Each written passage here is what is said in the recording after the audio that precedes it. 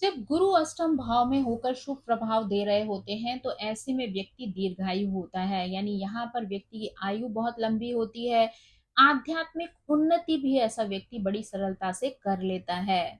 व्यक्ति को यहाँ पर गुप्त ज्ञान की प्राप्ति भी हो सकती है, यानी अगर वो ऐसे विषयों में इंटरेस्ट रखता है जहाँ पर गूढ़ रहस्यों को जानने की आवश्यकता है, तो वो बड़ी शीघ्रता ही उन चीजों को हासिल कर लेता है। ऐसे व्यक्ति की सोच बहुत ही नैतिक होती है, यानी वो गलत कार्यों में संलग्न होना नहीं चाहता है और ना ही गलत कार्यों को कर कर धन कमाने की कोशिश करता है। यानी वो अपनी आर्थिक प्रोग्रेस भी अपनी मेहनत के दम पर करना चाहता है, अपनी बुद्धि और अपने ज्ञान के बल पर उन चीजों को अर्जित करता है। ऐसे व्यक्ति के लिए बाहरी ज्ञान के साथ साथ आंतरिक ज्ञान को भी बढ़ावा देना महत्वपूर्ण होता है, यानी ऐसा व्यक्ति अपने आंतरिक विकास के लिए भी हमेशा प्रयासरत रहता है।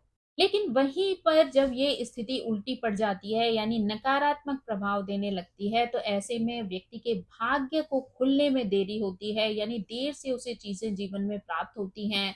संतान प्राप्त करने में भी देरी होती है, साथ ही संतान से दूरी भी बन सकती है।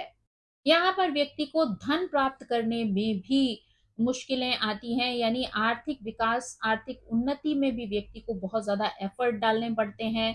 साथ ही उनके धन में बहुत ज़्यादा रुकावटें होती हैं, यानी बहुत ज़्यादा बाधाएँ आती हैं उन्हें धन अर्जित करने में और धन को संचित करके रखने में। ऐसे व्यक्ति का विश्वास दूसरों से अलग हटकर होता है, इसलिए गुरु के साथ भी मतभेद की स्थिति बन जाती है, यानी गुरुओं के साथ सामंजस्य स्थापित करने में भी इन्हें परेशानी का सामना करना पड़ता है। इनके विश्वास पर भी चोट पहुंचती है, या इनके विश्वास में भी कमी देखी जाती है, यानी ये बहुत ज्यादा ईश्वर पर कई बार विश्वास नहीं कर रहे होते हैं, या परंपरा से चली आ रही चीजों में इनका विश्वास नहीं होता है, जो कि इनको निगेटिविटी की तरफ ले जाता है। यानी इसकी वजह से भी इनके जीवन में कई तरीके की बाधाएं आ सकती हैं।